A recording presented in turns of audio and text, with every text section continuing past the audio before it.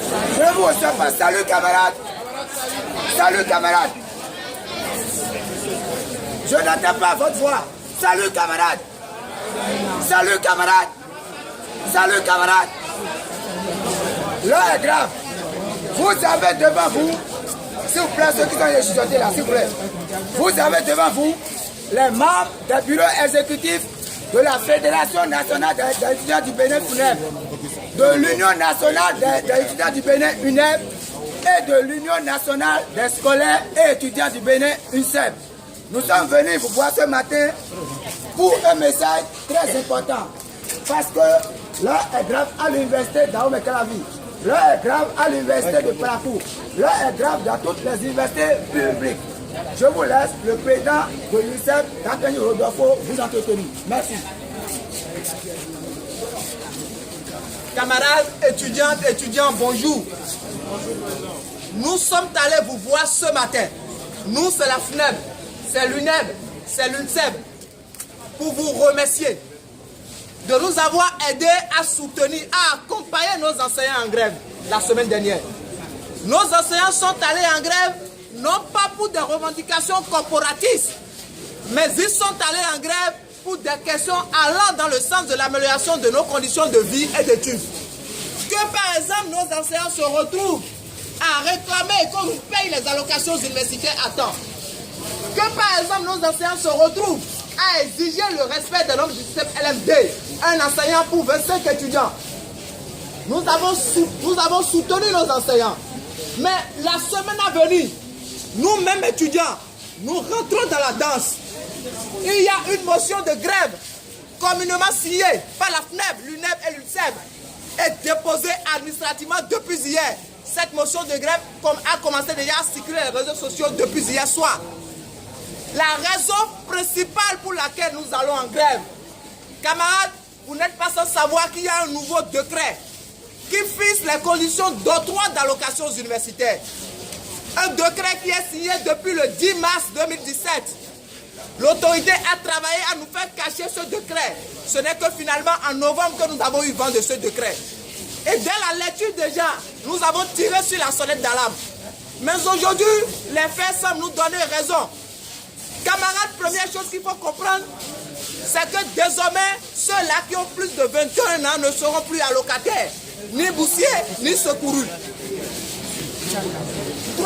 Deuxième chose qu'il faut comprendre, c'est que désormais, les allocations universitaires seront octroyées par quota.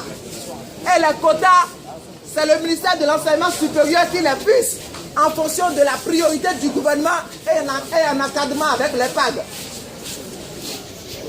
Depuis la semaine dernière, les arrêtés d'application sont sortis. Mais jusqu'à l'heure où nous parlons, l'autorité travaille toujours à faire cacher ces arrêtés d'application. Puisqu'ils ont leur réseau, et nous avons aussi les normes, nous avons pu infiltrer leur réseau pour avoir vent de ces arrêtés qui sont en train de nous cacher. Camarades, ce qui est en train d'être fait est un complot contre la masse estudiantine. Pour une entité comme la FACH, la plus grande faculté de notre université, 55 bourses, 55 étudiants seront allocataires. La FACH, la FLAC, 90, la FADESP, 50, la FASEG, 50, la FAS, 200, l'ENAB, 72, l'ENEAM, 11, l'EPAC, 87. Camarades, comprenez que le danger est là. On ne peut pas comprendre que notre Bénin soit suffisamment riche au point où l'État a décidé de relever les salaires de préfets et de ministres dans des proportions inouïes. Et qu'on décide tout simplement de ne pas accompagner celui qui a envie d'étudier à l'université. Qu'on décide tout simplement de supprimer les allocations universitaires. Et ceux-ci, ce sont beaucoup plus nos frères nouveaux bacheliers qui sont concernés. Camarades, c'est pour vous dire quoi? La seule chose que nous demandons, c'est que ce décret soit abrogé.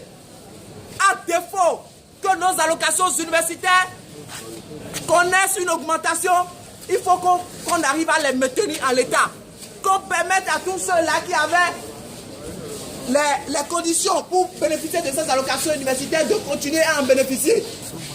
Camarades, c'est pour vous dire que les mardis 6, mercredi 7 et jeudi 8 février, les amphithéâtres sont appelés à rester vides. Le mot d'ordre est clair. Pas de cours, pas de composition, pas d'activité académique. Nous allons prendre toutes les dispositions qui s'imposent. Nous allons prendre toutes les dispositions qui s'imposent. Et rassurez-vous, en même temps que Abomey Calavi est paralysé, ENEAP sera paralysé, FSL sera paralysé, INMES paralysé, l'ENS à Porto-Novo, l'IGES à Porto-Novo, le centre universitaire d'Adjara, tout sera paralysé. Patrice Talon s'est lourdement trompé de cible. Nous sommes les étudiants. On ne s'attaque pas aux acquis sociaux. On ne s'attaque pas aux acquis sociaux de cette façon. Camarades, je voudrais tout simplement vous inviter à rester chez vous. Tranquillement, camarades. Si ce n'est pas pour aller manger au resto ou si ce n'est pas pour aller continuer vos opérations d'inscription, restez tranquillement chez vous. Déjà, la motion de grève a commencé par circuler les réseaux sociaux. Vous pouvez vous en approprier. Nous avons 15 points de revendication.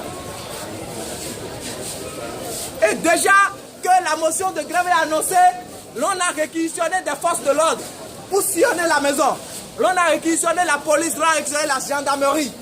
Rien que pour nous intimider.